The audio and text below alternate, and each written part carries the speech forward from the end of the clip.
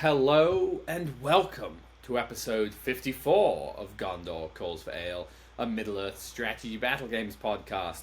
I am, as always, your host, Sam Gallagher, and with me is my brother Ben. Hello and welcome to the show.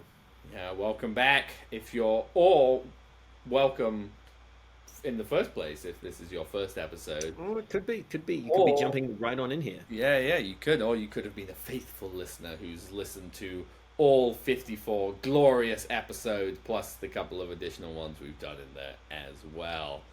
And if you are that listener, you'll know what's coming next. And if you're new, enjoy the greatest segment in any podcast ever made. And that, Ben, is, of course, the ale, where we've called for it, and hopefully we're also going to answer. So, Ben, I have to ask, what is your answer to the question of what are you drinking? Well, Sam, I am having myself a meadow-celled pale ale, a Mm. beer as golden as the Golden Hall itself. Very good. Very good. What about you, Sam? What are you having for this episode? Well, Ben, I'm having a Saruman's Sorceress Beer. After just one drink of this, you'll take a Strength 5 hit and fly D6 inches directly backwards. Oh, it's a good thing you've got a stout and sturdy chair there, Sam. You're not That's going to true, go I flying mean, D6 inches away from the microphone. luckily, in real people sizes, D6 inches is not very much. Significantly further in 28 millimeter, I assure you. That's true. Can you imagine getting thrown like 30 feet by a ball of, I don't know, force? No, it sounds, well, I mean, ish. It sounds terrible either way. Not Yeah. something. It sounds like something that if you also were fighting any variety, any sized or strength of thing, if you had a person blasted with that force into that grappling match you were currently having, you would probably all fall over. But maybe not. Who's to say? And we'll find out. Hmm. Sure. Foreshadowing that. Yeah. All right, Ben. Well, with that wise wizardly statement just made, will you give us some also wise, also perhaps wizardly rundown of what we're talking about in this episode? Absolutely. So, in this episode 54, we are going to be beginning to review our games at the Richmond Open. Yes. We're going to go over all of our games from day one, our first three games each. And the Richmond Open has an interesting format for the tournament because after the first day, the top 12 players would continue on into the rest of the grand tournament, and everybody else got to sort of reshuffle and start over and do a new tournament at a lower points value. It was 500 points for day two, the second breakfast tournament. Yeah, Which is pretty cool. you say interesting format. I would say highly excellent format. Oh, it was good. I It was good. I think I think as I was will well, I guess we can discuss it now. The one change I would make if I was running this tournament, and I understand there are reasons not to do each, right? But it was basically the top 12 just continued on. They played the last two games of the tournament. What I would have been tempted to do is to basically re-rack. Everyone starts from scratch. You could even and you play a new 12-person tournament, or that way everyone has the same shot of winning. Or you could even Right. do it in like classic sport kind of single elimination style. So number one seed plays the number 12 person, and you like bracket it up. I think would be totally cool. I think part of the reason that was probably not done in this event was that the main of the grand tournament was 800 points, and I think they wanted to keep the time kind of or the ending times closer, which I certainly appreciated. But I think it's kind of a it was like so close to being like the coolest way to run an event, and was just a little bit of a miss. Well, not really a miss, but perhaps tweaking that because you had the potential of if you were like the 12th person, weird Right. stuff would have to happen for you to be able to podium. Yeah, exactly. It's interesting, and weird stuff did happen, but Yeah. because Spoiler. I went in, well, with spoilers, Yeah, I yeah. suppose, but I was number 12 or number 11 or something, and someone actually dropped out, having done the math and figured out that I'm in the Yeah. top. I'm in like the top. I'm number 11 or number 12, and I can't. I don't think I can win the tournament, so I'm going to drop out and go to the second Breakfast Club. And I think that's Right. partly because it was originally going to be the second Breakfast tournament. It was just originally going to be the top 8, Yeah. which I think maybe they should have stuck with. As great as it was for me to make that, I think it might have been a little more interesting. Yeah, or even you do the top four and you do Mm-hmm. a two games, which is the like semifinals and the finals of day two, you know. But Yeah, yeah, it definitely be a format that I would love some of the other big tournaments like Nova and Adepticon to adopt, because it basically means, you know, if depending how you do after game one or after day one of these things, you essentially know whether you stand a chance, and then you're like, well, mm-hmm. I'm playing in this event because I signed up to play 5 to 6 games, hopefully never six, but you know, and you're here, you might as well finish it out, but you don't have a chance to win to place. Like maybe there is some sort of painting award or favorite, you know, life of the party kind of thing that you're like, ugh, well, I have to slug through these last games to potentially get that as well. But if you have the second tournament, then it gives everyone on day two who didn't perform very well a chance to play something really like either different, or you know, you're like, oh, I'm back to playing for something. And as Yeah, I'm sure we'll talk about, I think it gave people more of an ability to play something that they for fun, and playing a more like, hey, we're not those people who are trying to win this thing. We're just here for a good time, and that was certainly seemed to be more the attitude. So yeah, I 100% agree. I think it was interesting because it was sold as like it was going to be like you're trying for those top 8, top 12 spots, but it was almost, I think it was almost more about the people that didn't make the top cut. It was like, oh, we don't care about them anymore. You guys get your whole like it's this whole own new thing to go and, you know, like you said, keep competing for something else. I think it was really really cool. yeah, yeah, no, definitely. But we're not talking about second breakfast tournament today. We are strictly talking about the first 3 qualifying games for the GT. And I think before we do that, we need to talk about our armies. Yes, onwards, Sam. Onwards into your army list. Tell us all about it. Well, Ben, I am bringing back an old faithful, the old forces of Isengard, led by the White Wizard himself, the head of the White Council, the one who truly knew what was best for Middle Earth, and that, of course, is Saruman. He's on horse. In his warband, he's got 2 Crebain, he's got Grima Wormtongue, also on horse, he's got 7 Uruk-hai Warrior with shield, 3 Uruk-hai Warrior with pike, and 3 Uruk-hai Warrior with crossbow. In Warband 2, we've got Lurtz. He has that free optional shield. Oh, he's taking it. He's got 1 Uruk-hai Warrior with banner and shield. He's got 3 Uruk-hai Warriors with pike. He's got 6 Uruk-hai Warriors with shield. He's got 3 Uruk-hai Berserkers and 2 Uruk-hai Warriors with crossbow. And then third and finally, we've got the greatest potential hero in Isengard, Mahur, and he is accompanied by 6 Uruk-hai scouts with the Marauder upgrade and shield. So we've got a grand total of 40 models and 8 might. Nice, awesome. I do love this list. It's a classic Sam Gallagher Isengard list. Definitely not as good as it once was, then, but it's as good once as it ever was. That's actually not true. It's strictly worse than it was when I was playing this a lot. There's so much Fight 5 around that Yeah, you pay some points for Fight 4, and it's almost always does nothing for you. yeah, yeah, for sure. All right, Do what about agree. you, Ben? What did you bring to the Well, Sam, I am continuing to ride for Theoden with the Riders of Theoden. So, in Warband 1, we have none other than Theoden, King of Rohan, with Armored Horse, Shield, and Heavy Armor in his Warband. There are 4 Royal Guard on horse with throwing spears. Then we've got Eomer, Marshal of the Riddermark, on Armored Horse with Shield and Throwing Spears. In his Warband, there are 3 Royal Guard with throwing spears. Then we've got Deowine, Chief of the King's Knights, on horse. In his warband, there are 3 Royal Guard on horse with throwing spears.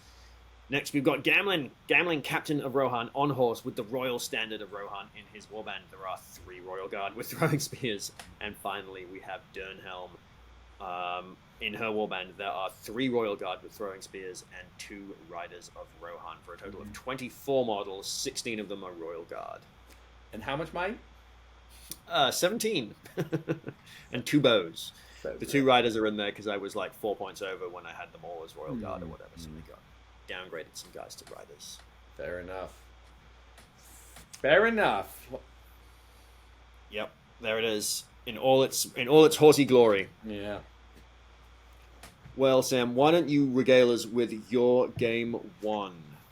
Oh, I certainly will, Ben. So in game one, I was playing Mr. Ted, and we were playing capture and control.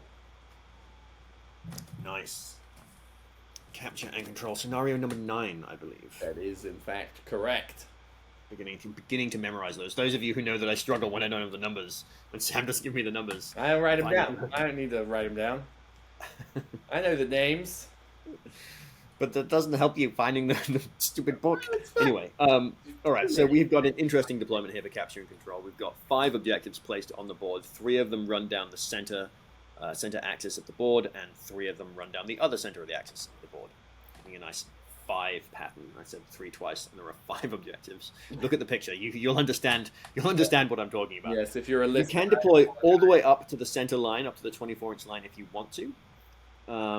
But if you want to deploy back of that, you have to roll a d6. On a roll of a 1, 2, or a 3, you have to deploy within 12 inches of the center line. On a 4, 5, or a 6, you can deploy wherever you want to.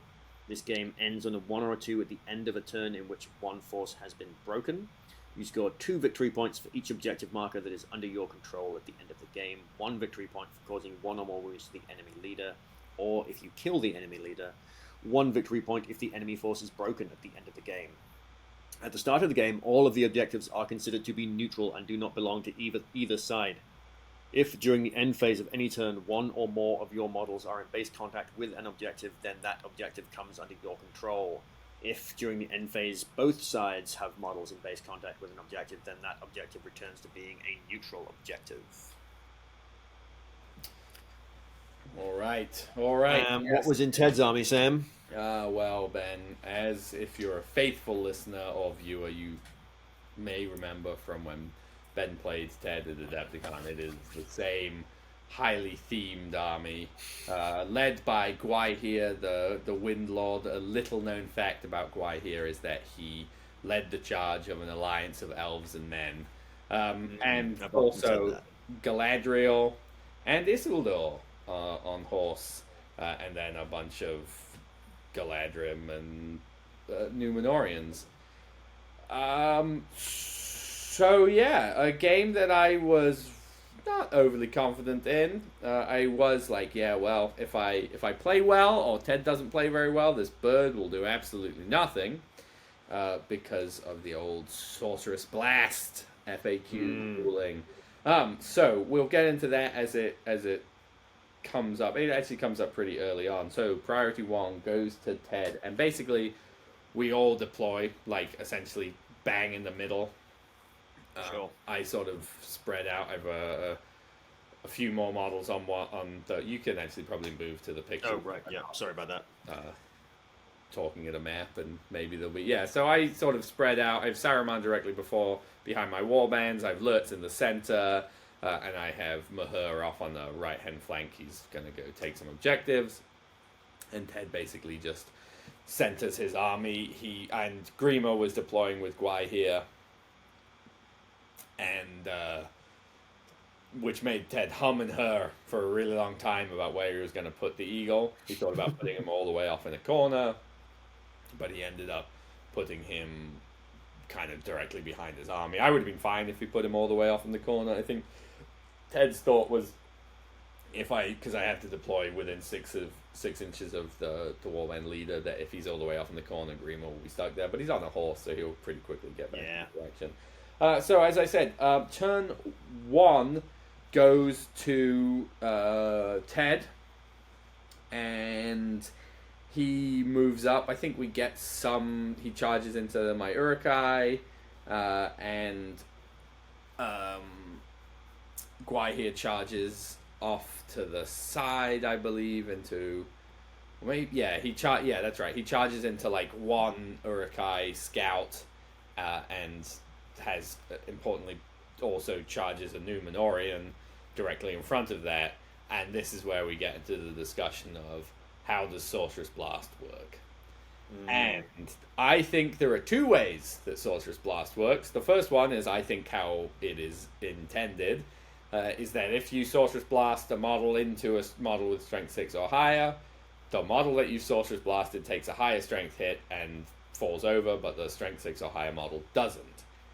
If you Sorceress Blast a model, if you Sorceress Blast a model into a combat that contains a strength 6 or higher model, there is an FAQ that says they all get knocked down. Everyone falls over. It is an FAQ from before the re-release of the rulebook, and Games Workshop sort of made all of those FAQs disappear. You can still find them online, and it's very clearly in there, and they haven't changed the wording of Sorcerer's Blast. They went word for word, punctuation for punctuation. Nothing has changed. So in my mind, given that they already answered that question or said that's how it works in the previous FAQ, nothing has actually changed, and therefore that is how it should work. However, there are people who argue it the other way, and so I think it's either that or it's the model gets blasted into the combat, everyone falls over unless you're strength 6 or higher, in which case you don't fall over. What ended up being decided, so Ted and I called a judge over because I was pretty like, this is how it is. Here are all the various FAQs. And Ted was like, no, I don't really think so. So we called a judge over and had a conversation about it. And Chris, who was the judge, I think was essentially on my side. He was like, yeah, I think that's how it works. But Ted continued to have this conversation. And so what we settled on, which I think is a bit of a weird way to make this argument, is that if you Sorceress Blast a model into a model that could fall over in the combat, so if I Sorceress Blast one of Ted's models into my Urukai who falls over, then everyone falls over. But if, because Gwaihi's on a big 60 mil base, if I Sorceress Blast a model just into Gwaihi's base, because I don't know why, he doesn't fall over. So I think that is I sort of am like that's the one for me that I'm like, it's not that. I think it's one or the other. I think this is a weird third in between. Whatever. So I was just like, well, fine, then this is the game, and congratulations, your eagle is just gonna be doing so. Which it doesn't matter. Anyway. It's tough, isn't it? With stuff like that. I mean, especially when you feel that it goes one way and you've got the FAQ and there's still the disagreement because the FAQs are a little bit ambiguous right now. No, it's not even that. It was because we weren't because if it had come back and said, well, that's the old FAQ, no, that's not how it works anymore. We have changed the book, and therefore that question is null and void, and we need a new answer to it, and so we're going to play it this way. I'd be like, that's fine. You got me. That's cool. I will play Ents and Saruman and just shoot one model into a combat with my Ents and then punch everyone to death. Like, that sounds awesome. Like, that's cool. It was, no, here are these FAQs. That's actually still doesn't answer the question. I think it's this other way. And, what, again, like, I guess I'm kind of like, you have a big eagle and this super themey army. Man, you run into the one thing that handles that very well and efficiently, but we have to have a drawn-out conversation about it. I do, in hindsight of how this game goes, I do wish I had continued pushing that point for several more minutes, because we basically time out, and if we timed out a few minutes earlier, I would have won. So I'm like, well... anyway, that's effectively me being like, I wish I'd slow played it, but I'm just kind of like, it went your way, and then anyway, so neither here nor there. I was just like, you know what, fine, that's fine. I don't think that's how it works.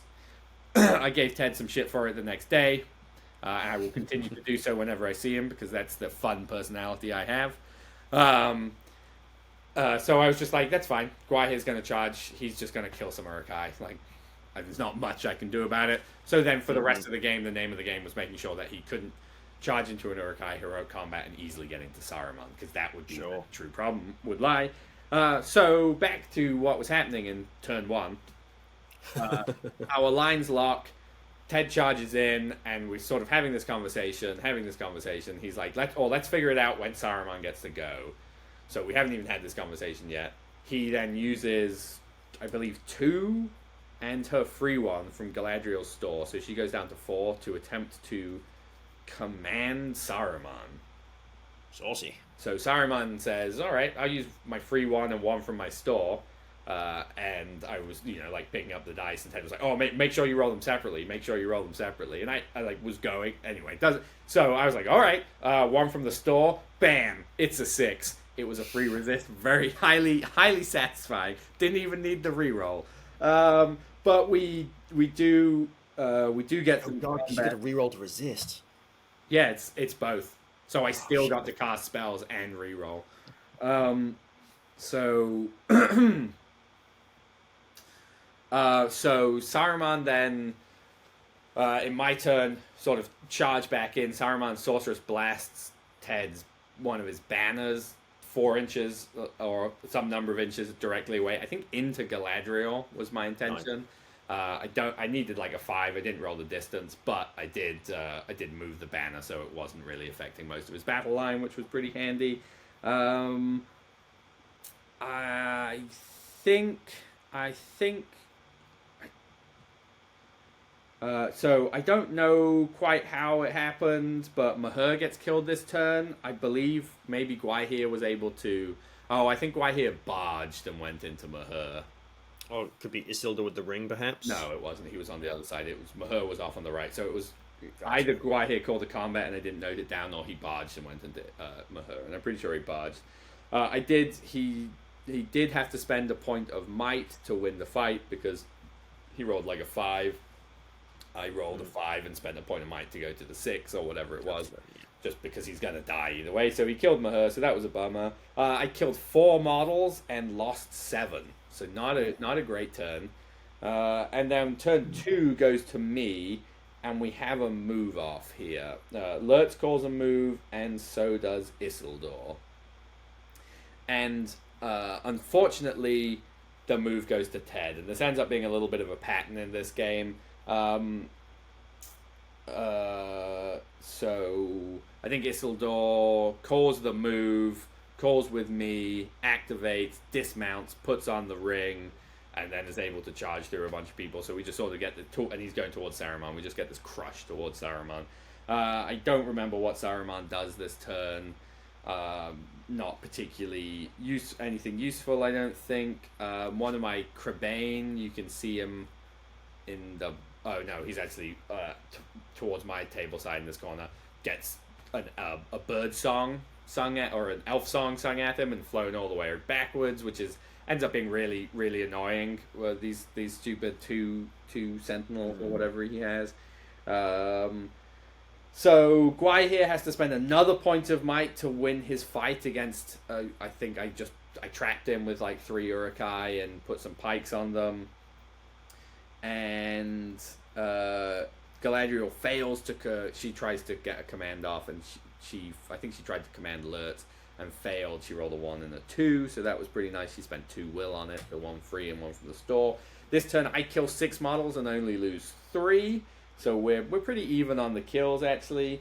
Turn 3 I decide to use the Palantir here, and Galadriel calls a move, and so Saruman also calls a move. This time the move goes to me. I think I can't quite remember what really happened. Saruman wasn't doing a huge amount in this game. His big job, right, would be to Sorceress Blast the dude into Gwaihir's combat and knock him all over. But how much will does Gwaihir have? Just 3. Okay. So I could have been transfixing. He may be resistant. He's probably resistant to magic, but a lot of those big good monsters are. But I think Saruman, I think gets charged by some of Ted's models. I'm not really able to prevent it. He has to spend 1 point of might to win the fight, but I kill 8 models and lose 6. And at this point, I think it's this point I have Ted's tagged 1 side objective. I still have the other one. I have the back one, my back one, and I have a bird really close to his back one, which he didn't start the game tagging, so it's neutral. And then I get Grima Wormtongue is just sitting on the central objective. Its base is bigger than the objective, so he's just covering it. And he spends like 3 turns making courage tests like a champion as this elf tries to sing him off the objective. Which was fantastic. What an absolute gremlin. Yeah, it was pretty good. So turn 4. Think of that in this objective. It's another mission where Grima's just fantastic. He's pretty great. You can't tag this objective because I'm on it. Yeah, he's pretty good. This is like the one this is the one of the few armies that doesn't matter because he can A, be magicked off, and B, the stupid songs, which I am curious as if you can actually target him with those. That is something I would like an FAQ answer to. I think you can. That would be my assumption, but I could make, being a big fan of the old Wormtongue, I could make an argument that you shouldn't be able to. So turn 4 goes to Ted. We get another move off. Lurk scores the move. This time, Ted wins the move off, so he's won 2 of our 3 so far. He commands Saruman. They fail to resist it, so he has Saruman charge an elf, and then Isildur goes into Saruman, and Saruman's like big time trapped. And we get some more combats, and so Lurtz is now stuck. However, Isildur rolls a mighty like 3 high and has already spent 2 of his might, or at least 1 of his might. And Saruman, on my 1 dice, I think I roll like 5 and spend a might to win the fight again. I don't do anything because I can't strike blows, but he just like is sticking it out pretty mightily. Turn 5 goes to Ted. Ted again. There's another move off, and Ted once again wins the move off. And it's these last 2 move offs that I'm like, oh man, if I could win one of these, like I really have a chance, because I have Uruk-hai like really close to Galadriel. I can start tying up his lines, start grabbing objectives, but just 2 ones that felt like, ooh, this is going to be close, could be me. Both go. This one goes to Ted as well, and then it all falls apart because it's the turn. Grima fails his courage test and gets walked away from the objective. Gwaihir charges my Uruk-hai that's holding, like charges and flips and stands on top of the outer objective. Ted's able to get a dude onto my back objective. We had like 3 minutes left when this turn started. I think Gwaihir had taken the other objective the previous turn. But still, it was just like, this turn, it all went badly. Saruman was eventually, I think he gets killed, or certainly wounded, and I sort of stopped marking because it didn't really matter. And this was a major loss, 12-0, or 0-12, which was a bit of a shame because the turn before, I was losing for sure. Like I can't say that if we'd kept playing, I would have been able to pull this one back. But I did have 3 of the objectives still, and so it would have been a lot closer. But you win some, you lose some. So that was my fun and very long report on a relatively, I guess it was a long game, but short in the number of turns. All right, Ben. Enough of me. What about you for game 1? Well, Sam, I was playing Alisher for game 1, and after an epic veto roll-off where Alisher's a very strong player, and I didn't want to go in with him picking the scenario. So we roll up, and Alisher throws his dice down and rolls a 6. So I rolled my dice, and I also rolled a 6. So we re-roll, and Alisher rolls another 6. I rolled another 6 as well, so we re-roll once again, and Alisher rolls a 5. And here we go. Here comes it, 3rd 6, Sam. 3 6s in a row, so I get to choose this really epic veto off, and we end up with captain and control. And of course, we all know why you rolled 3 6s in a row, Ben. Oh, that's right, because you were rolling a Baron of dice. As we know, and you know as well, or do now if you didn't, we are officially sponsored by the Baron of Dice, the maker of perfectly balanced wargaming dice. He's got all shapes and sizes. They're mostly cubes, and he has a collection of them that the War for the Soul Ring, I believe it's called, which is, of course, perfect for Lord of the Rings. All your Lord of the Rings needs, Ben. These are hand-swirled resin dice that are perfectly balanced and are the official dice of many a national team and large tournaments. And if you, too, want to replicate Ben's rolling 3 6s in a row, you can purchase yourself some Baron of dice using our affiliate link, which will be in the description of wherever you're listening or viewing this podcast. There is also in that same description a code to get yourself a nice little discount courtesy of the Gallagher brothers, and that discount code is capital G, capital C, capital A. And as we've started saying in all of these little promos, is I give you a personal guarantee that they'll roll sixes at least some of the time. It's really nice to have those dice matching your army, Sam. And when I roll a 6 like that, I tend to leave the dice on the table and roll the next one. So there were 3 of my Horse Lord dice sitting on the table. Horses up, which was a really epic start to this game. So capture and control, same mission as you. We've got 5 objectives, and I honestly don't remember if we rolled for this. I think we both just deployed. I don't remember. I don't remember rolling for this at all. I mean, if you want to deploy up close, you don't have to. Right, and I think we did. I deployed my army fairly in a big long line, and I should say that Alisher had a rather interesting list. His army leader is Denethor. In his warband, there are a bunch of warriors of Minas Tirith and a handful of rangers. One of them has a banner. Then we've got Madril with another number of rangers and some more warriors of Minas Tirith. Then we have Galadriel with some guards of the Galadrim court. I think she had a wood elf sentinel. And, oh no, maybe there was no sentinel. I don't think Alisher had the sentinel. And, just more elves, a couple of elf bows. And finally, we have Treebeard, one of 4 Treebeards being played at this tournament, which was kind of interesting. 4 Treebeards and 3 Eagles. I take credit for starting that, bringing the hunt for the Entwives. It was all me, baby. All you. It was all you. That's right. That's right. So Alisher's got his battle line spread out between the 3 objectives, with Galadriel in the middle, Denethor sort of in the back row, Madril off to one flank, and Treebeard also off to that other flank.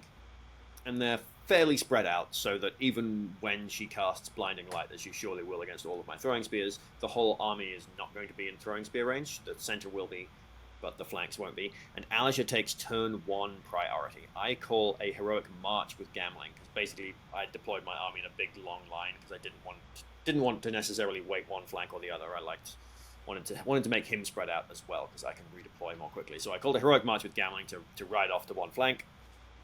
And Galadriel calls a heroic channeling, spends 1 will from her store and her 1 for free, and rolls 2 1s.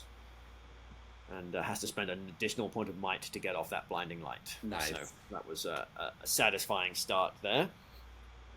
And we march my whole army off to my right-hand flank, away from the big scary tree, because I really have no idea what to do with Treebeard. I guess I could have just given him. Maybe I should have done. Maybe I should have just really focused on killing the tree, and then there would have been nothing for me to worry about. So we unleash our throwing spears. We throw a bunch of spears and get 2 kills this turn, and then I take turn 2 priority and decide to charge on in. So we charge in, we get most of the heroes in. Theoden's off on one flank, but we've got Eomer, Deowine, and Dernhelm all charging in, and then Theoden's ready to lead the second wave. He's leading from behind. They're actually on this long, big flanking mission going for the back objectives. And Galadriel spends 2 will to command somebody, or 1 point of will to command somebody, which she does. She just moves one of my guys around onto the flank. And oh no, I'm sorry. This is not the turn that I charged in. This is turn 2. I threw more spears and got another kill. Turn 3 is the turn Alisher takes priority, and I call a move. And this is when I charged in. Call a move, charge in, and Galadriel counter moves. I win the move off. All the heroes go in.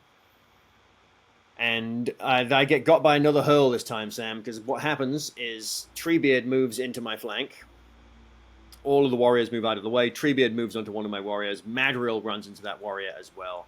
And Madril calls it heroic combat. So Treebeard and Madril slaughter my rider of Rohan, and then Treebeard steps up into the next guy down the line, picks him up, and as it's Alisher's priority, Alisher's picking the order of the combats. He picks him up and hurls him straight down my battle line, taking Eomer off of his horse, taking Deowine off of her horse, and taking off of his horse, and taking Eowyn off of her horse as well. So 3 of my Theoden is the only one. Theoden and Gamling are the only ones left on their horses at this point.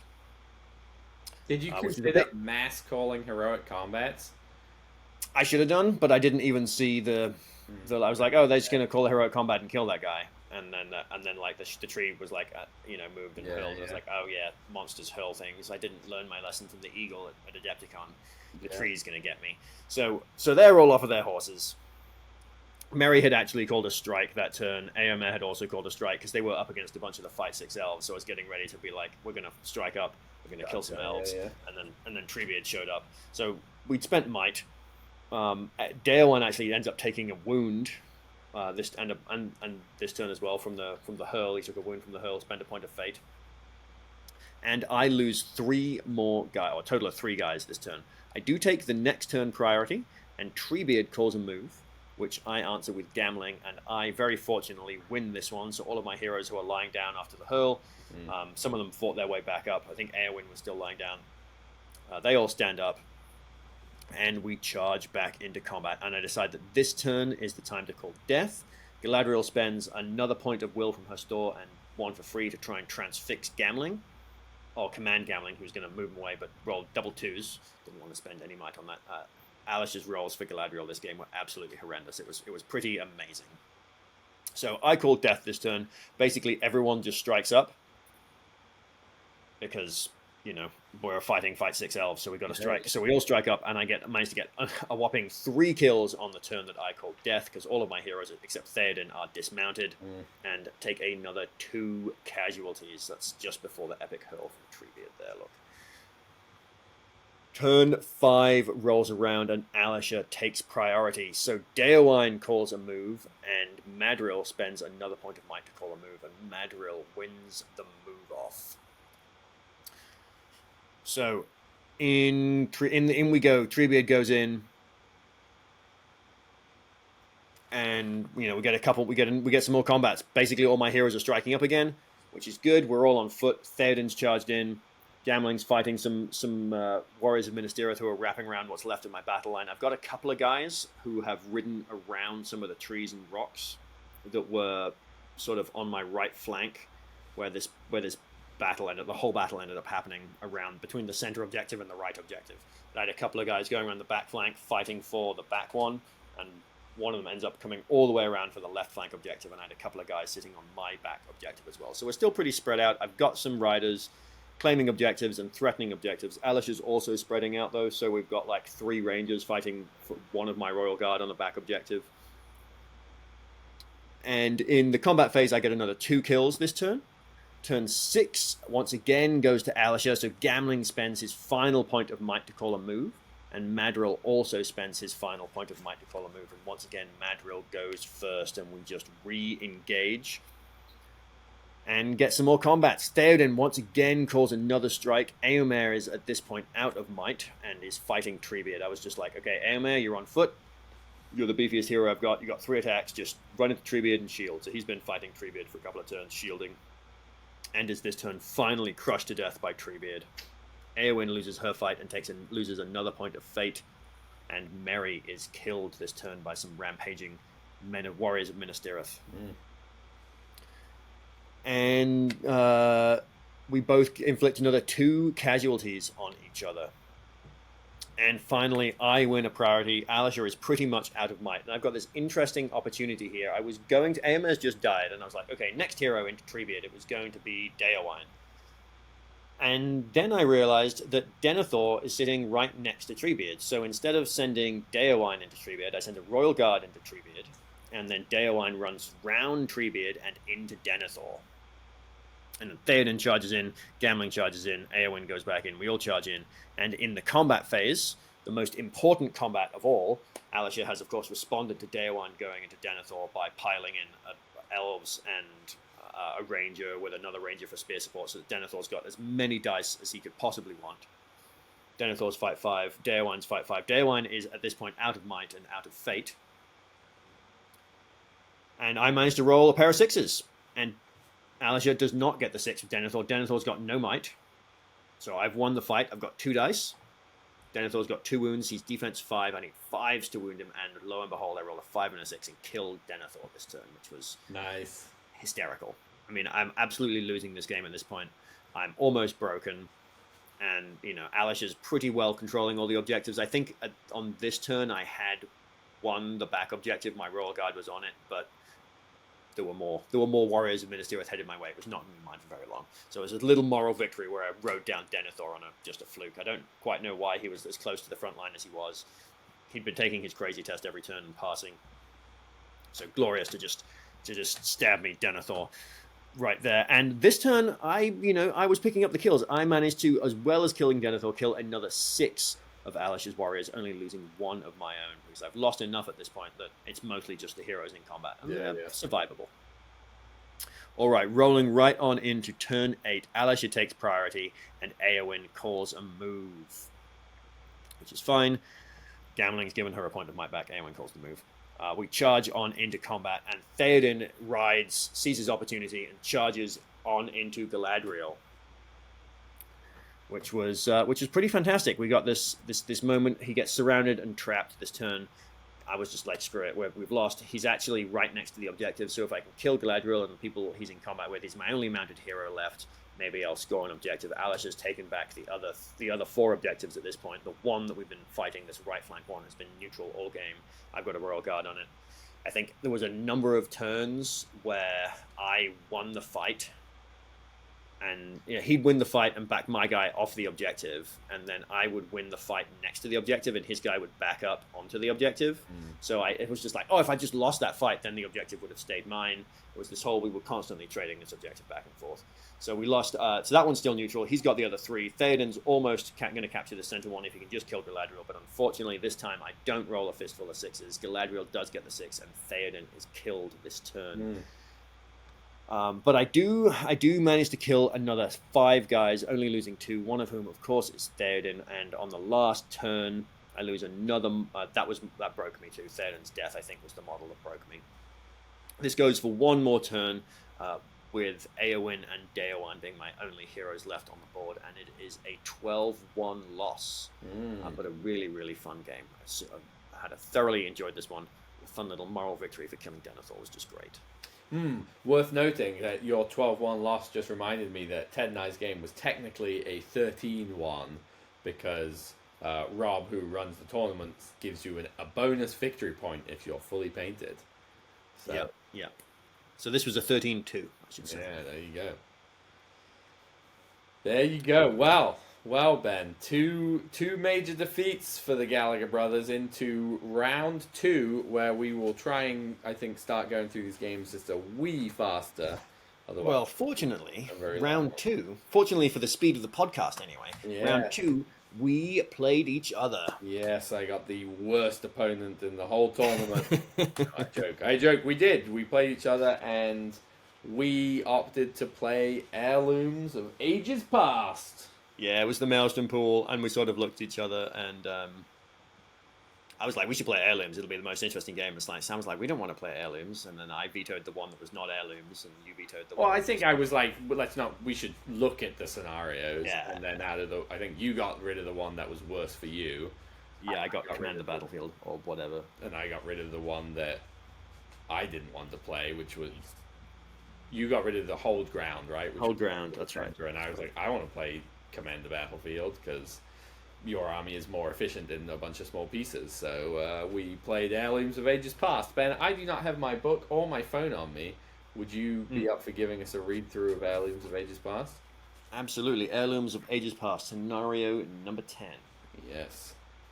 We've got a Maelstrom mission here, so no deployment zones at all. We randomly arrive via board edges, and a game that ends until the end of a turn in which one force has been reduced to 25% of its starting number. We also have objectives that gets placed on the boards. There are 6 objectives, and the players roll off to take it in turns to place them. The objectives must be at least 12 inches away from each other and 6 inches away from any board edge. One of the objectives is a relic, so we'll go over uncovering the relic. Only one of the objective markers is actually the relic you both sides seek. The first time each turn an unengaged infantry model ends its movement in base contact with an objective, they may attempt to uncover the relic. Roll a d6. On a roll of a 6, the relic has been uncovered. On a roll of a 1 through 5, discard the marker. The relic of power is treated as a light object, however the dark powers that lie upon it may seep into the mind of the holder.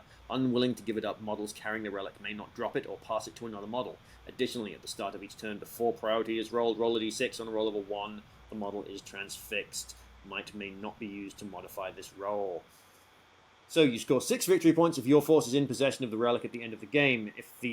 If at the end of the game you are not in possession of the relic but have more models within 3 inches of the relic than your opponent, you instead score 3 victory points. You score 1 victory point for causing 1 or more wounds to the enemy leader, 2 if you kill them, 1 victory point if the enemy force is broken at the end of the game, 2 if they are broken and you are not, 1 victory point if you have at least 1 banner, 2 if you have a banner and your opponent doesn't. Yes. All right, Sam. So we'll sort of bounce this report back and forth a little bit, I think, and I'll start it off since I had priority. Sure. So I rolled on, and we started with Theoden King, who rolled a 6, and I just brought him in on the middle of, we'll call it the western board edge, or the eastern board edge. He came in on the middle of one of the side board edges. Aomer rolled a 2, and Sam put him all the way off in another corner. Daewine rolled a 1 and did not arrive. Gamling rolled another 2, and Sam put him off in a different corner. And then Eowyn rolled a 4 and elected to come on as near to Gamling as she could, because Eowyn and Gamling go well together. Over to you, Sam. All right, so I rolled as I often do, or pretty much always do now, starting with... I should say that obviously Grima Wormtongue was advising his favourite king, Theoden.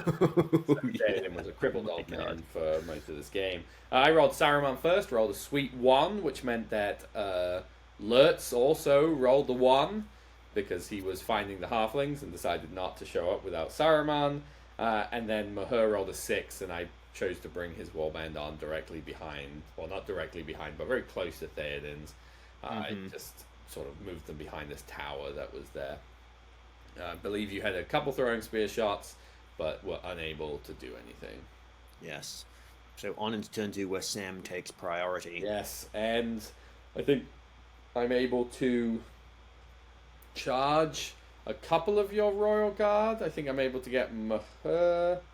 No, I don't think Mahur can get into combat quite yet. But I'm able to charge 2 of the Royal Guard. Basically, I don't want this warband running away, and then stick Grima in a way to kind of like try and shepherd and block Theoden off from running directly into the center. I then roll for Saruman, who rolls another 1, which means Lurtz rolls another 1. So this is really, really going pretty poorly for me as far as Maelstrom. Yeah, absolutely. So in my turn, I move some guys around. We uncover 2 of the relics of my riders of Rohan, my two guys with bows, dismount, and discover that they are in fact not the relics. And then Theoden goes charging. He can't get round to the center because of where Grima is, and he decides to go into combat with 2 of the scouts so that he can get away from Grima and become not an old man again. Because of course, if you don't know, in Theoden's rules, if he is within 6 inches of Grima, he goes down to 1 attack, fight 3, and may not call any heroic actions at all. It's absolutely hysterical. Pretty good. And may not resist spells, in fact. True. It's even worse. So he doesn't want any part of that, so he has to move towards the board edge to get away from Grima. And Daewine rolls another 1, does not arrive on the board. We do manage to kill 2 of the scouts this turn. I think the ones that Theoden was fighting was definitely one of them. Yeah, I don't remember. I mean, you also put the rest of his warband into, you paired them all off into one-on-ones, and it didn't go overly well for me. I was kind of anticipating at least one of my warbands showing up to help support, but that did not happen. So turn 3 priority also goes to me, where we have a move off, because Theoden is outside of 6 of Grima, so he is able to call that move, and naturally, Mahur, wanting to keep this warband trapped, calls a move as well, and the move goes to me. And I think I just charged Theoden with like 1 scout, maybe it's 2. But I charged Theoden with 1 scout, put Grima back within disrupting range of Theoden. I think you actually used Grima to get the trap. You put him like half an inch behind Theoden or something, to get the trap. And then Mahur goes into two Royal Knights, and I think I'm able to tag the last 2 of your knights. And then finally Saruman rolls up, and I don't have noted what I rolled, but he rolled a 5.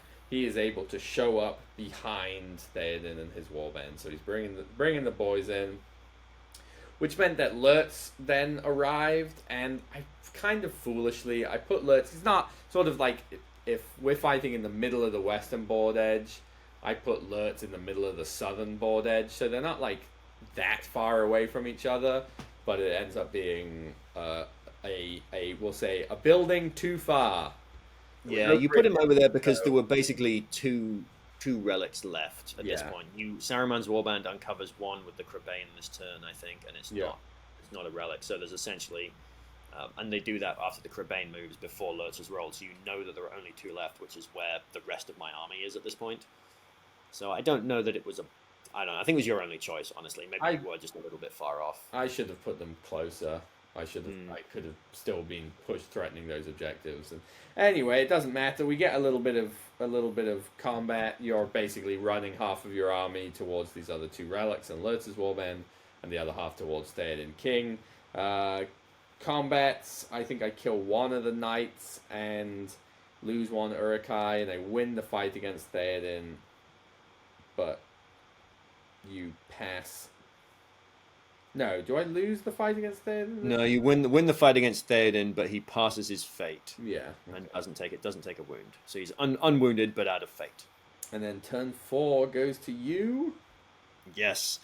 So Saruman calls the move, and with Grima whispering advice into Theoden's ear, Theoden is unable to call a move at the only space that it matters. So Sam goes first on that flank and does a sorceress blast. I think just blasting some people off their horses, perhaps. Yeah, I don't remember. That sounds like something I would do. And Mahur goes into Theoden, I think. Yep, Mahur, and I think I put enough. I keep Grima within the 6 inches of Theoden, and I put enough other models to trap Theoden. And in the combat phase, I mean, on the other flanks, I think we're just moving up. I didn't mark down at what point I actually picked up the relic, but I think it was this turn. There were 2 relics left. Yeah. And one of them was basically in the corner of the board, and one of them was more centrally located. And for the sake of it being an interesting game, I would have much preferred it to be the other one. The one that was in the center, more towards the center of the board. It would have just been a better game if it had been that one. So I went to uncover the other one first, and of course it was the relic. So now one of my dismounted Royal Guard has got the relic in the corner, sort of closest to Lurtz's warband. I'm several turns away, but close enough. So we get some combat. I kill 2 models, lose 2 models, and importantly, Theoden, I think you shield. No, you kill it. It was just a regular fight. He's still on his horse at this point. Okay. You take him off his horse this turn. You win the fight and manage to take him off his horse. No, I don't think that's true. I have him marked down as dehorsed this turn. And I probably Sorcerer's Blasted. Oh, Sorcerer's. That's what the Sorcerer's Blast was. Aha. Probably. Yes, so, all right. Because the Theoden that's the Sorcerer's Blast was into Theoden. You roll a 6, I roll a 5, don't want to spend Mahur's last point of might to win the fight. And I'm like, well, that's really not ideal. I need to be pushing towards this relic, but hopefully I'll get him next turn. Turn 5 also goes to you. No, he must have won. Right. Yeah. Theoden blasted off of his horse, shields, and fights his way back to his feet. But he also, so, right, because I had that's right, I had a whole bunch of dice on him the previous turn and only rolled 1 wound, which you passed with fate. And then this turn I was like, I really need to kill him. So your Sorcerer's blasted him. Yeah. Turn 5 goes to you. I think we get more combat on the flank where Lurtz is at. Theoden is re-engaged. Saruman and some of his warbands start moving up. Yeah, I think basically you didn't bother calling a move on that flank because there's no point. It's like just Theoden left at this point. Yeah, and he's on the other flank. I do charge into Lurtz's warband with all of the heroes, and start running my relic bearer away. He does not get transfixed. Yep, and I'd hummed and heard last turn about spending the point of might to try and kill Theoden. Probably should have. Ben smartly calls death this turn because Theoden is probably going to die. Oh boy. Unfortunately, once again, Theoden gets the 6 and I get the 5, and I'm like, I can't be 2 turns delayed to moving towards this, so I spend the last point of Mahur's might. The only thing I wanted to do with the might was march towards the, get my armies connected a little earlier. Mm-hmm. Do kill Theoden. I lose 4 models and kill 4 models this turn. Yes. Yep. All of my heroes basically called 3 heroic combats. Killed some Urukai. Yep. Turn 6, I use the Palantir. Yep. And you call a move. With Mary. Yes, with Mary, that's right. And I call a move with Lurtz because it's looking a little grim and I want to tie up this cavalry. Unfortunately, the move goes to Ben. Yep. And our lines lock. And I call a heroic combat with Lurtz, and Daewine also calls a heroic combat. And unfortunately, the heroic combat also goes to Ben. Because I was planning to... and Gambling called a defense, because my plan was to throw Lurtz into Gambling. But I was also considering, I think, going into... Anyway, it doesn't matter. Lurtz's combat goes off, he gets into Gambling, doesn't do any wounds. I should say that several turns ago, turn 3, Lurtz took a shot at Gambling with his bow and did a wound to him. He failed his fate, and so Gambling's on 1 wound. So I think I had 5 or so dice looking for 1/6 on to kill Gambling. Didn't quite get there. I kill 6 models, lose 6 models. I think. Oh, I have it as I killed 8 this turn. Oh well, there you go. I stopped marking it down. Yeah. Turn 7 goes to Ben.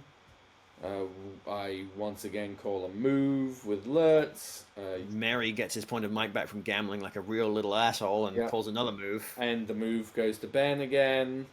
Yep. I think Daewine calls another combat.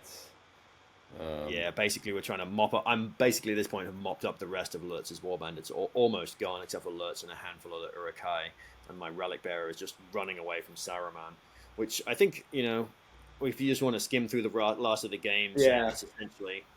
Yeah, so what ends up happening is I get Ben down to really close to being quartered, like a couple models off, and just start shielding against those models as I'm desperately trying to catch up with his relic bearer. I threw a Crabane into a spot to try and stop one of his heroic combats on the death turn, which it did, I believe, stop the heroic combat, but it didn't die, which was silly. I should have sent it after the relic bearer, but the relic bearer gets away, and then Ben ends up failing a courage test on Daewine. Yeah, I was 1 model away from being quartered, still holding the relic, and Sam was shielding with his guys and swarming towards my relic bearer, and the relic bearer passed his courage test. Daewine failed his on double 2s or something. Yeah, and ran off, and the game ended as a loss for me. It was 4-7. Yes, 4-7 with the painting score. Threw me off for a second. I was like, what? I don't have any of those numbers. Yeah. So, going poorly for the forces of Isengard in this tournament. Yeah. Again, this was the last game I played. I was outfought in every combat, or equal to or less in every combat, and same in this one as well. Except, I guess there were turns where we had equal combat or equal fight because you weren't getting the charge, but the Urukai fight for is not what it once was. No, not at all. Well, onwards, Sam, into your game 3. I can count 1, 2, 3. Well, I was playing Kana, and we played a game of Reconnoiter. Aha, Reconnoitery. Scenario 7? 5. I've been studying the book, Sam. 5. Failed. Alright, scenario Reconnoiter. So this is not a Maelstrom roll, but you also do not start on the board. Warbands enter the board by rolling a d6 and a roll of a 1, 2, or 3. The warband does not arrive, but receives +1 to this roll next turn. On a roll of a 4 through 6, the controlling player chooses a point on their board edge at least 6 inches from a corner. All models in the warband move onto the battlefield from this point. Scoring victory points. You score 3 victory points if more of your models have escaped the battlefield via your opponent's board edge than vice versa. If at least 2 of your models and twice as many models than your opponent have escaped the board edge, you instead score 5 victory points. If at least 3 of your models and 3 times as many as your opponent's models have escaped the board, then you instead score 7 victory points. 1 victory point for causing wounds to the enemy leader. 2 if you kill them. 1 victory point if the enemy force is broken. 3 if they are broken and you are not. And this is a game that ends at the end of a turn in which one force has been reduced to 25% of its starting number. All right, Reconnoiter, Sam, and what were you facing? I was facing against a classic alliance of Harad and Far Harad. So it was Suladan and a bunch of Haradrim dudes with bows, and 2 Mahood kings, 8 or so, some 12, I don't know, some large number of half trolls and a decent number of Mahood raiders. Love it. And Grima Wormtongue deployed with Suladan, I believe. Turn 1 priority goes to me. Naturally, Saruman does not arrive this turn, so Lurtz decides not to arrive this turn either. Mahur does arrive. No, he doesn't. Sorry, Mahur does also not arrive. My entire team does not arrive this turn. That's all right. That's all right. Out of curiosity, in this one, why hold Lurtz back? It's not like Saruman can get surrounded or anything. He just decided to. I just decided rather than sending them piecemeal, I'd send the whole gang. I think. Plus, I didn't have a particular thought to it. If Lurtz had the 3 crossbows, I would be more inclined moving forward. But Suladan also doesn't arrive. One of the Mahood kings arrives, and the other one doesn't arrive. Turn 2 goes to me again. This turn, Saruman does arrive, and he casts a terrifying aura, so he causes terror. Lurtz arrives. Lurtz chooses to show up with Saruman, and Mahur once again does not arrive. Suladan and the final king arrive, and now we're just having this game of moving forward. You cannot tell if you're looking at this. You can't tell, but this board has a giant hill in the middle of it. Something was shoved under the mat, so we had this very sort of like slopey, rocky hill, or not rocky. It was just a little annoying to navigate. It looked cool. It was the bane of Alish's metal banner when we were playing on the board. He had a metal Minister with banner guy, and he did a really good job of keeping him up on that hill. But that was turn 3. Turn 4 went to Kana. Literally, we just moved up. Turn 5 goes to Kana as well. We start moving up. I get 2 kills with crossbows. I think we have a little bit of a shooting war. These 3 crossbows you can see are just like sitting behind the hill. They can see over top of it into some archers. And he shot at me first, didn't kill anyone, and I shot back, killed some archers. His camels, importantly, I have sort of Saruman in the middle. Mahur's off on my right hand flank, who's making a beeline. Him and his warband are making a beeline for Grima Wormtongue, who has been trapped on the backboard edge by the classic 3-point Haradrim trap, which was fine. It's sort of like I let myself fall into it because I won the first turn priority and I should have just moved him like way out of the way. But I deployed him, or like walked him on in a silly way. And then I forgot about moving him the second turn, and Connor was like, "Oh, do you just want to move him?" So I was just like, "Yeah, just loop him around in front," and then he like stuck him there, and I was like, that was silly. I should have like shot him off." Anyway, it doesn't really matter. I don't know, Sam. I almost don't mind it because now what's happened is there are 3 less Haradrim that are in your battle line, and Grima is still in a position to reconnoiter by just turning around and walking off the board edge. It also gives me a reason to be sending like more people over that way. That's not like necessarily like, oh, he's just running all of these dudes off, better go chase him down. Hilariously, you know what is really, really good against Grima Wormtongue? Camels.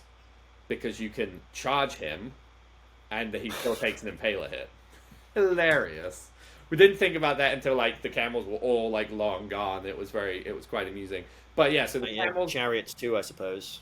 Yeah, so the camels are on on my left-hand flank. Saruman's hanging back there looking to do some sneaky sorcerer's blasting. Turn 6 goes to me. One of the kings calls a move. I think it's so he can like get a bit of a charge off. Or maybe I think the previous turn I'd sorcerer's blasted a camel into the king, killed the camel rider, knocked the king over. that king hops up and he's able to get a couple camels in. But I'm, basically Sorcerer's Blast and camels. I did a really bad job of writing down what Saruman was doing, apart from being a baller. So turn 7 goes to Connor, and this time his camels and stuff are like really, really like up on my lines. And I call a move with Lurtz.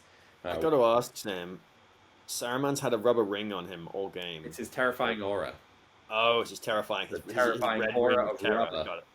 Yeah. Because I cast it in one game, totally forgot about it. He got charged by like a Mahur. This was years ago, and killed. And it may not have mattered, but it may have really mattered. So I should say, the previous turn, on turn 6, I got 1 kill and lost 3 models. Turn 7, we had this move. He let me have it. Our lines lock. I lose 7 models and only kill 2. I am putting some wounds on half trolls, but just not really enough. And he's wrapping these camels around Lurtz's warband, just being stuck there. Turn 8, I decide to use the Palantir. And we get a move off with the other Mahood King, and Lurtz calls a move as well. Unfortunately, the move goes to Connor, so there are more camels charging in. Basically, I was in a position where I could charge a bunch of camels and also Sorcerer Blast a bunch of camels. It would have been glorious. But Lurtz calls a strike here, and Suladan calls a combat, because Suladan is hanging out with these camels as well. I don't know. I think Lurtz... Oh, that's right. Lurtz was fighting 2 half-trolls, backed up by spears, so I was like, I have to strike. So Lurtz strikes, wins the fight, rolls... I think he needs rolls 3 wounds, so he cuts off the head of one half-troll and does a wound to another one, which was very satisfying. So I kill 3 models and lose 8 this turn. And I will say that for the first few of these turns, Connor is rolling he's winning most of the fights, but he's rolling terribly to wound. There are multiple fights where it's like the Haradrim spear dude killed the guy, not the half troll, and there were multiple fights where the half trolls needing 2 of them both failed to wound one Urukai kind of thing. My scouts and Crabane and Mahur are closing in on their victims of these Haradrim dudes with bows who are guarding Grima Wormtongue. Turn 9 goes to Connor. Saruman calls a move because he's in danger close to getting charged by some half-trolls, so he backs up, does a little bit of Sorcerous Blasting, and this turn, Connor's half-trolls come alive. They do what they should do, and they were fighting at a reasonable force of Urukai on top of this hill, fighting a reasonable force of half-trolls, and he just absolutely, in one turn, just butchers them. Absolutely crazy. I was playing on the table next to you, and I looked over, and I was like, oh, Sam's doing pretty well. He's playing Reconnoiter, or the guy's reconnoitering over here. He looks like he's got his armies, his army's here. He's controlling the battlefield well. And then 10 minutes later, I looked over and I was like, where the fuck did all the Urukai go? Yeah, it was evaporated. Troll mush is where they went. But I think this turn I was able to get 1... Oh, I think Grima was untrapped. I would think I was able to get a model off. And I was like, well, on the plus side, he is at least 2 turns away from getting a model off. I I already have 1 model off, so if he really spikes it and this ends, I should win, because he killed 9 models to my 3. Turn 10 goes to Connor, and I call a move, and so does the Mahood King. And my Saruman calls the move, and my plan with Saruman is he had the Mahood King on camel and 2 camels left, and I could basically get Saruman to Sorcerous Blast and knock 2 of them off their camels. Nice. And so he would have been multiple turns off the board, because obviously you can't heroic move off the board in Reconnoiter, because you have to end within 6 inches of the model who called it, and the model who called it is also off the board, and therefore you cannot end within 6 inches of him. So if you walk off the board, you can't be within 6. If he walks off the board, nothing can be within 6.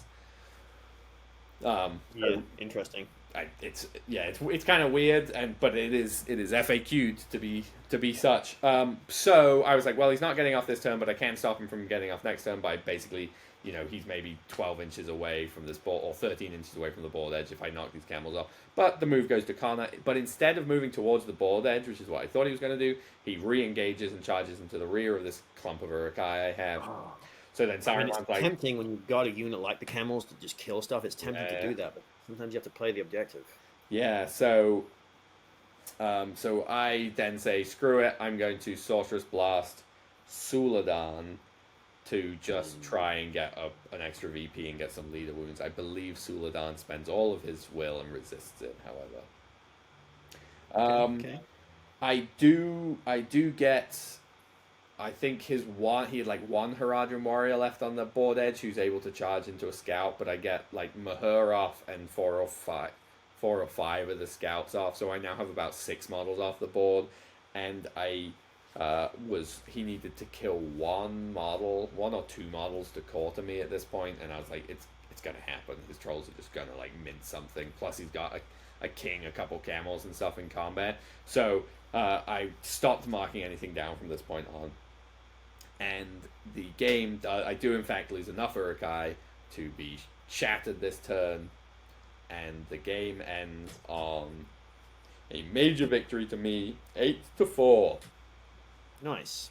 So Nicely yeah, done. it was a really fun game. I put Kana down as one of my favorite opponents of the tournament because it was, despite the fact he was rolling poorly, and it came in swings and roundabouts, but it was all fun, and there was lots of me being like, this noble Urukai is going to do this thing and that, and he appreciated that. So I think we had a good time, and I probably made it slightly oppressive by just sorcerers blasting all these 19-point camels over.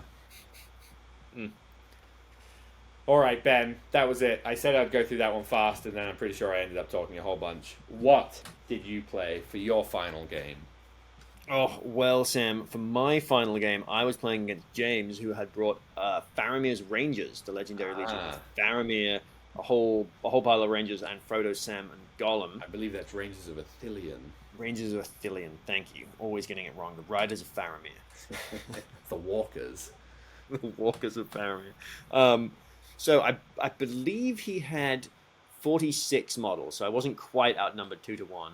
It was pretty close, and an awful lot of them had bows. And he won the veto off and chose to veto Storm the Camp, which I thought was really weird. Fair. So I vetoed Reconnoiter, and we ended up playing Divide and Conquer. I could see vetoing it just because you don't find it a fun scenario. I've definitely done that, and then definitely been like, this was a mistake because this would have been way better for me, because that would have been a much better game for him. It would have been. It would have been a completely different game. I'd have been riding into just a gun line of bows, and yeah, I don't know what I would have done there. All right. As it was, we ended up playing Divide and Conquer, which is mentioned in our last episode. Oh no, 2 episodes ago. If you end up playing Divide and Conquer against the Riders of Theoden. No, we haven't talked about it. Smeagol and Deagle. Whenever Smeagol and Deagle comes out, don't play Divide and Conquer against the Riders of Theoden. It will have been 2 episodes ago at this point. No. Anyway, I have retrieved my book, and I will give us a quick run-through of Divide and Conquer. If you are viewing with your eyes, looking at our beautiful faces and our beautiful slideshow, you can see the deployment. If you are listening with your elven ears, the deployment is, of course, 12 inches off each table quarter. You get diagonal 12-inch bubbles across from each other. A very well-described thing there. So I recommend those elven eyes, not the elven ears in this situation.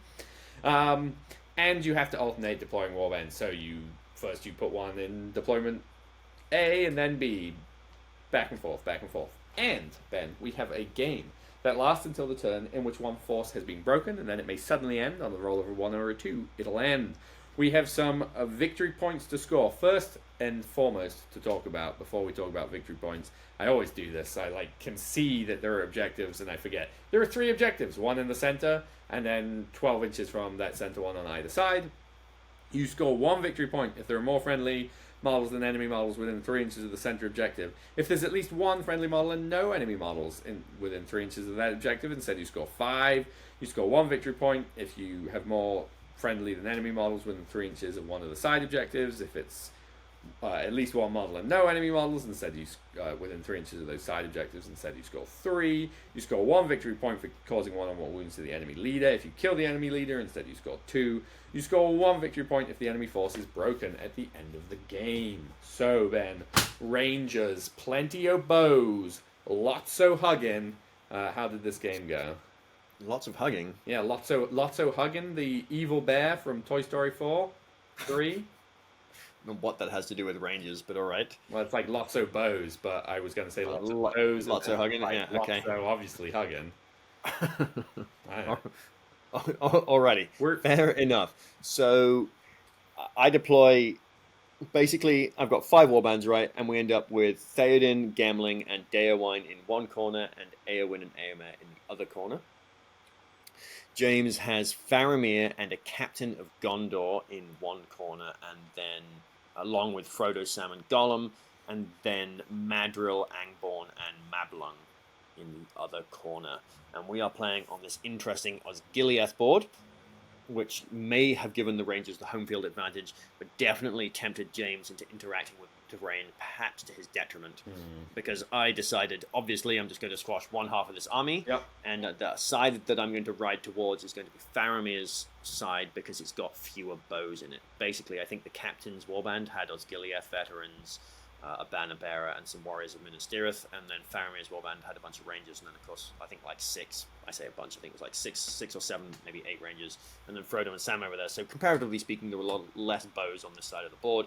So that's the way I decide to ride. Gamling calls a heroic march. Madril also calls a heroic march, as does the Minas Tirith captain. So Faramir and the captain run for this Osgiliath ruin, and Madril starts running towards the center of the board. Some of the rangers on that side of the board who are outside of Madril's heroic march run towards an Osgiliath ruin and begin to climb, which was sort of interesting. There were enough of them. I think 2 of them failed this turn and just didn't climb. But it's also worth noting that you climb at half speed. You're climbing it through difficult terrain.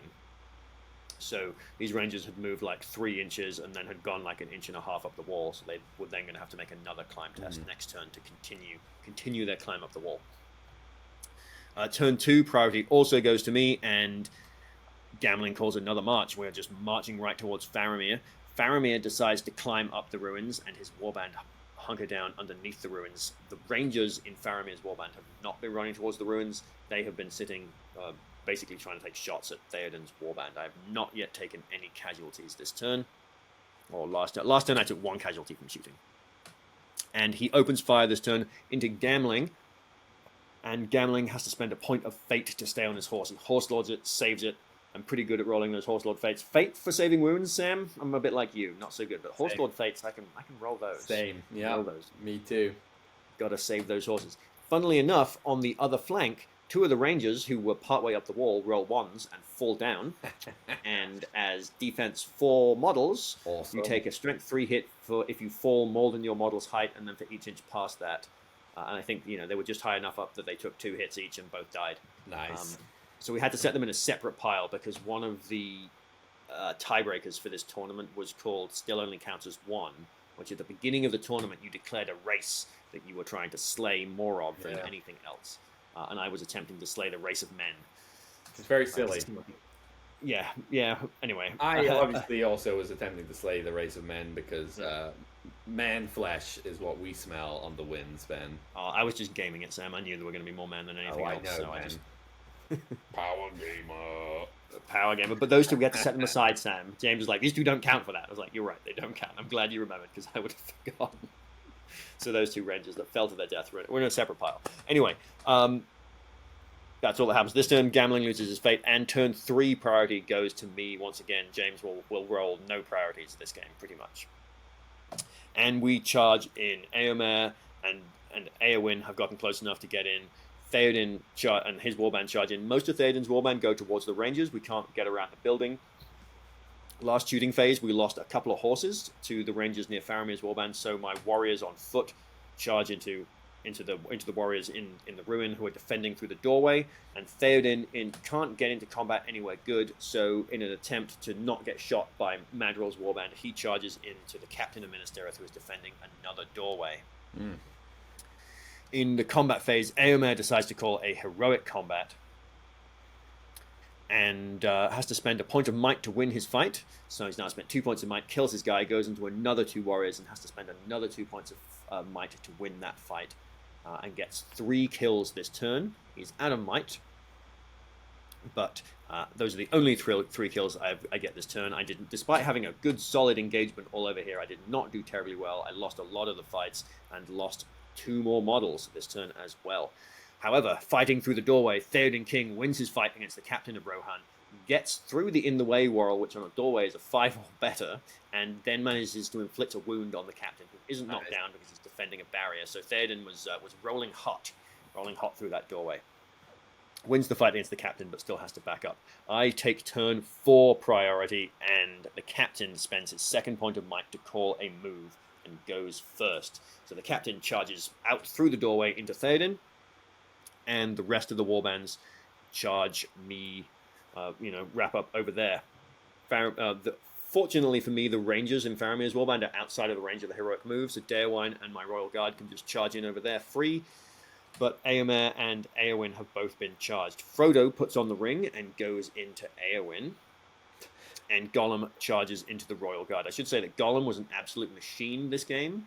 He killed, I think 4 Royal Guard over the course of this fight. It was very frustrating. Dang. I'm just going to take a quick pause and say it's hilarious because I was like, oh man, Gollum has the ring. Like, that's going to be kind of a problem. And then you said Frodo puts it on. I was like, of course Frodo's the one who has it. Anyway. It would be funny if Frodo dies if Gollum could pick it up off of his body. He should have the same thing where he has to, you put a mark down, he has to move towards the ring. My precious. House rule. Yeah, so good.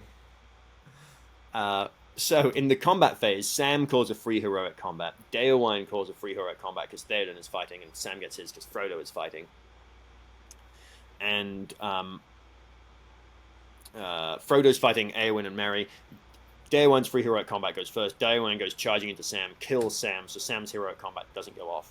So Sam was going to run and fight Éowyn as well. But Frodo does it all by himself, Sam. Frodo gets the 6. With the ring on, Merry and Éowyn are only fight 2, so Frodo wins the fight and puts a point of wound and decides to stab Éowyn's horse. So we spend a point of her fate and pass the Horse Lord roll.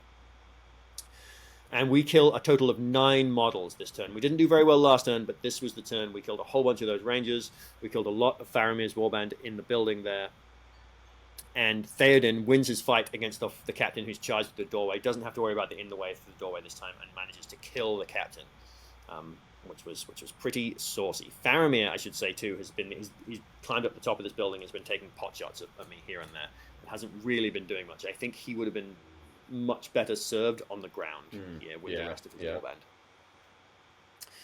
So turn 5 goes to me. We give Éomer a point of might back because he's out of might from 2 turns ago. And Smeagol, Gollum calls a move, Éowyn counter moves, and the move goes to me. So we charge on back in, go back into combat. Wrapping up, trying to just clear up the rest of these guys over here. I send Daewine, and I think there's like 1 Ranger left over there. I managed to kill all but 1 of the Rangers. So I put Daewine into the Ranger, and I put 5 Royal Guard into the Ranger. What we're going to do is we're going to call a free heroic combat with Daewine, and basically have killed this Ranger, be safe from all the bows, and then get to move again. In the combat phase, Gollum kills another one of my Royal Guard. Éomer finally hacks through another couple of guys. And Éowyn once again loses her fight to Frodo and takes another wound, which she fails and and suffers a wound this turn. But we kill another 5 guys, and basically there is the warrior of Minas Tirith. He's got a warhorn in this army. The warrior of Minas Tirith with the warhorn climbs up the building and is hanging out with Faramir at the top. My Royal Guard, who have been dismounted, climbed up the building to fight Faramir. Faramir manages to kill one of them this turn.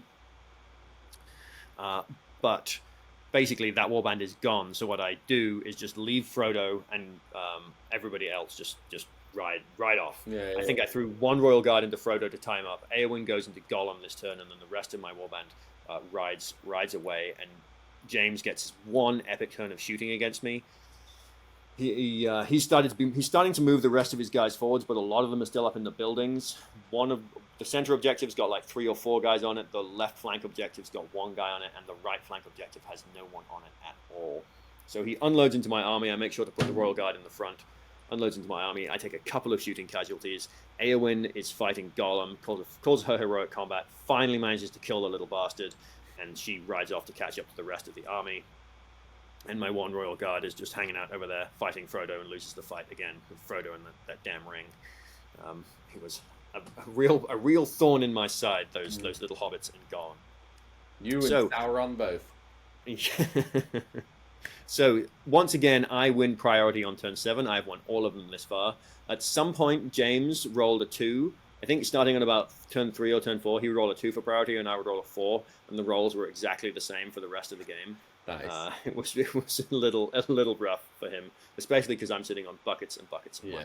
Yeah. So basically, he's got like a handful of guys near this one objective, and I send all of my guys into these 3 ranges. We put all of the heroes into the ranges, and we don't even call death this turn. It's just not worth it. We just call heroic combats. We kill the 3 rangers and run forwards. And last turn, I'd taken priority right. I charge into these guys, and he's got a handful of rangers looking all cool up in this building, and they move forwards out of the building. So that next turn, I win priority. Doesn't matter. I would have called a heroic move. There were no heroes next to them. It was going to go this way. So I win priority turn 7 and charge into all of these ranges with all of my heroes. I call death this turn and kill 10 models, including Mablung. Off of a heroic combat, we just go into all the ranges, all call heroic combats, and just absolutely annihilate the army. And it was like still could have reasonably gone either way as far as like playing the mission and controlling objectives. I definitely had break. Hadn't touched Faramir. He's still sitting up on top of the building, not doing anything. And this was the turn where it just really turned around. And I knew in my head it was going to go this way, but he was definitely like, "Oh, I misplayed that," and it's all fallen apart. We just absolutely ate that warband.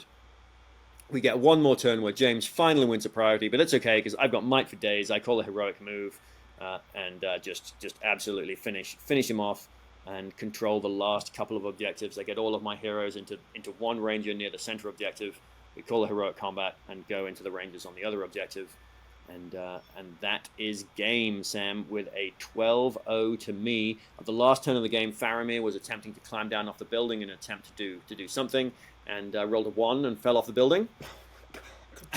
And you can spend might on that, so he spent a point of might and didn't take the falling damage, but it was just like the terrain definitely lured him into interacting with it, and then a chunk of his army was out of position.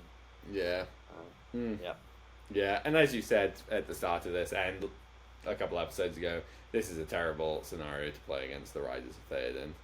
Or any all-mounted army. This just happens to be a very strong all-mounted army, and one that's like Rivendell Knights, let's say. I feel like this is less oppressed, or less. It's not as bad of a choice because they don't want to just like mob one thing, be in combat and kill it. They want to dance around and shoot.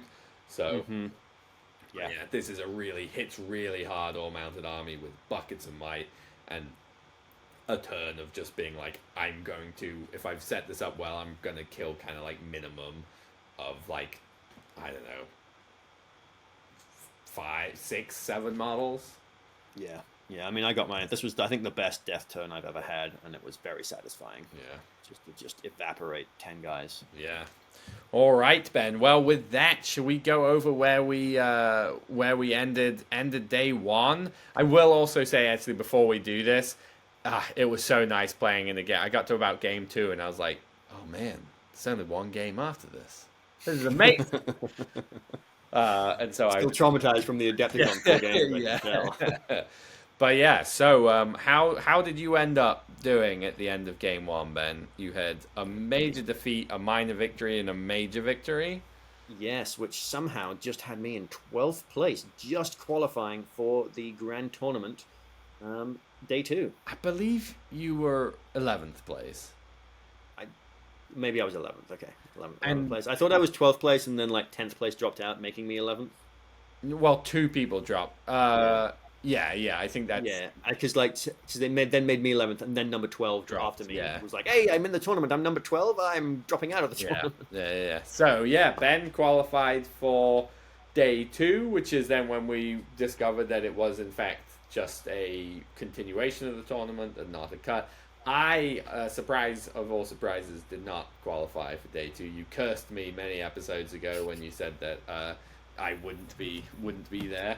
I mean, we were doomed when we played each other. There was only one of us going to make it the second we played each other, round 2. Yeah.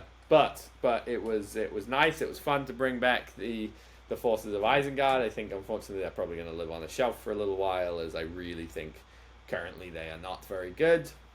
And I was excited. The army I actually painted some new models for was the one that I am bringing to the second breakfast, which in 2 weeks' time you'll get to hear all about it. So, yeah, lots from Sam in 2 weeks' time. Just only 2 games from me. 3 games from Sam. 3 whole games, Ben, which is also hilarious that I was like, oh my god, 6 games, 2 days is too much.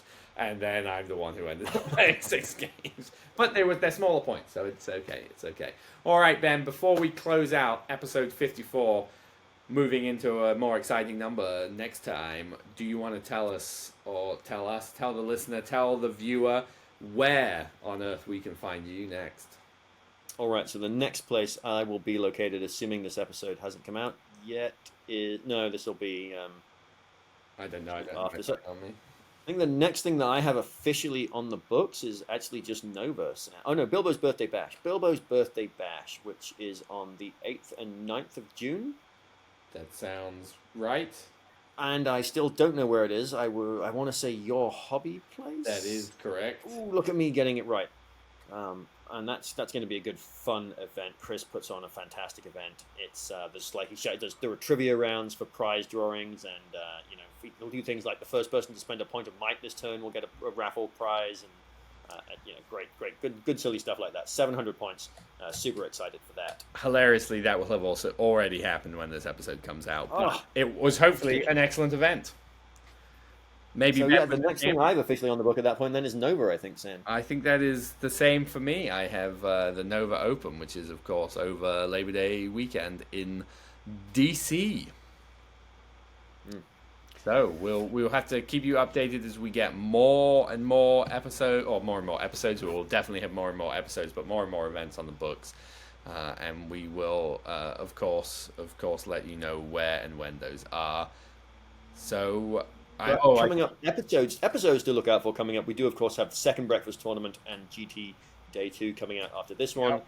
Then we're going to have Big Trouble in Little Dale and Bilbo's Birthday Bash, which I have already mentioned. So there's lots and lots of episodes coming out. So fear not, just because there's not too many events in July that we've signed up for. There will be no shortage of episodes. Oh no, Ben, we've got them booked for months to come, and hopefully the previous episode, the interview with Hauk from the Temple Forge, the man behind Temple Forge was interesting, and you guys enjoyed that. We hope to have more of those kind of things coming up in the future as well. Yeah. But if you just can't wait to hear more of us, and if you haven't checked out our Patreon yet, go ahead, check it out. We've got more episodes available over there. We release them. We call them Half Pints. We do some faction reviews. We review some scenarios and just generally have a good old time. And for those of you who are already our Patreons, we truly appreciate your support. I don't know that we could do this without you. Well, yes. We probably could, but it would be harder. You just fill our little hearts with joy. We really appreciate all your support. Thank you so much. Yes. Thank you to our Patreons, and thank you to anyone who has been listening to us and not on Patreon, and anyone who is about to hit that sweet like or subscribe button on the tubes of you. So yes. Until next time, we will be back in 2 short weeks.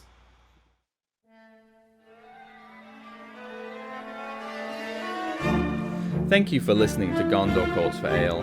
We hope you have enjoyed this episode.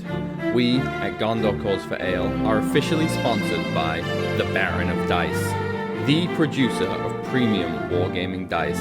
These beautifully hand-swirled resin dice have no micro bubbles and are therefore perfectly balanced. With over 3,000 variants and unique designs, nearly every tabletop gaming system is represented. So check out the description of this episode for a link and a discount code. Go buy yourself some new dice and let the good times roll. We at Gondor Calls for Ale are not associated with Games Workshop, New Line Cinema, or the Tolkien Estate. We hope we have not misrepresented or offended anyone.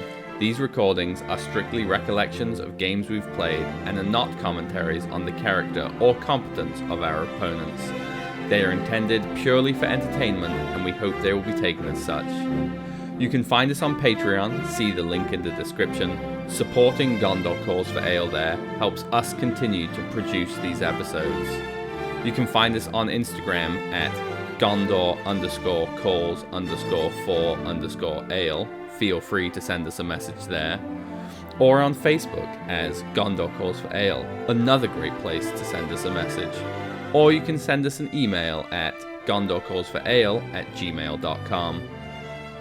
As Boromir, captain of the White Tower, once said, remember today, listener, today this episode was good.